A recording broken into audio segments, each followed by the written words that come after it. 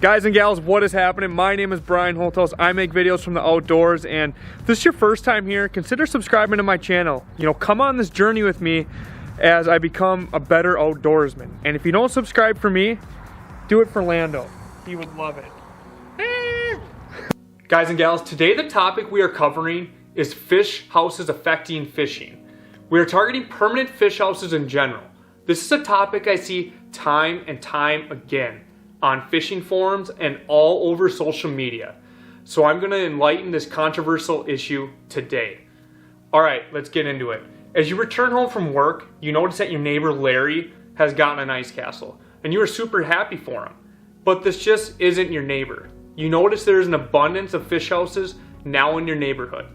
It is no secret that over the past 10 to 15 years, companies such as Ice Castle, Glacier, and our friend Sasquatch, Yeti, have taken off like bats out of hell.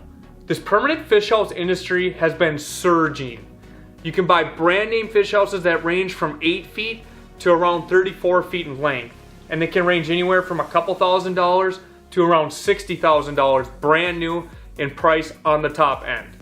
With that being said, you can also dang near get any length and width you want from companies such as Ice Castle that offer 43 different models to choose from. These fish houses are also now being marketed as fishing and camping, making it a product that can be used year-round. I imagine this has helped sales tremendously, converting that weary customer of, well, we can only use it a couple months a year into the, well, we can use it all summer now, helping justify that purchase. Now for fish houses affecting fishing, I'm going to share both pros and cons on this controversial issue. These pros and cons are my opinion that I formulated over the past 15 years and opinions of other anglers I've had extensive discussions with pertaining to this topic. Let's get into it. Pros number one, friends and family. And what do I mean by this? It brings family and friends together. As of recent, I have seen tons of families fishing together in permanent fish houses. This benefits friends and family as they get to spend more time together in the great outdoors fishing. This in turn is bringing more people out fishing, which is unarguably a good thing for the sport. One thing I've seen too is families that have small children. All ages can spend time together in the fish house. Especially if a family has a young child. Parents can't bring a 2-year-old out on the ice when it's 5 degrees and windy and try to fish on the ice. It just makes more sense to have a shelter that has heat and they can all spend time together fishing in that. I've also seen friends that travel on road trips across the ice belt together, and it's a vacation for them. They all travel together, they all fish together, and it's just fun. So that's one definite pro for the sport. Alright, for the first con, we have pressure and an increased amount of fishing pressure on lakes. This means that if more and more permanent fish houses are being put on lakes and continually being fished out of, the fish will be less intrigued to bite because they have seen a large amount of live bait and jigs presented through these fish houses over longer periods of time. And what I'm trying to say is when a fish sees something over and over, time after time, again, these fish become increasingly leery of both live bait, for instance, always being in front of them, not trying to get away, and or certain jigs that they have either bitten or seen many times. Now, I know what you're saying. Well, it is the same thing as if someone went out portable fishing. You bring your permanent out and you bring your portable fishing out, and you both are out fishing. It is if the angler in the ice castle and the angler in the portable fish for the same amount of time. Now, if I go out in a portable, I might fish for an hour or 2 hours or 3 hours. 2 hours before dark, 1 hour after dark, pack up and head home. But commonly, this isn't always the case with people who fish out of permanent fish houses. They like to sleep in their fish houses. I mean, come on. If you had a fish house, you'd probably want to sleep in it too. But this allows the angler to put lines down and run rattle reels overnight, causing the fishing pressure to presume throughout the night and into the next morning as well. A friend of mine jokes that fishing is great until the Ice Castle committee gets out there. He's referring to an increased amount of fishing pressure on lakes due to a large amount of fish houses that are taking out fishing onto lakes. Is he right or wrong?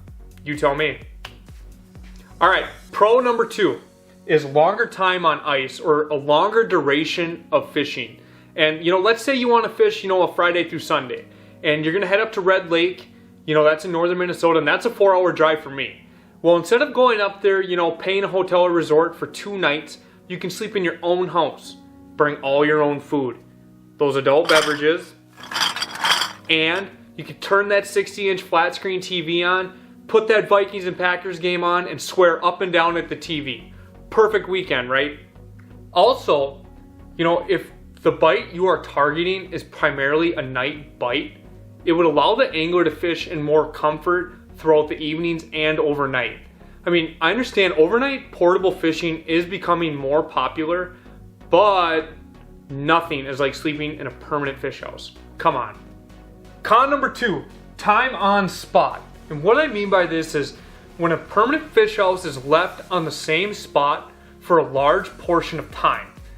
This could be a couple days. It could be a week, a month, 2 months. I think you get the point. Let's say, for example, that there's a spot on a lake you as an angler love to fish. This spot consists of 3 big boulders on a sand flat next to a steep drop off. So it's kind of a small spot.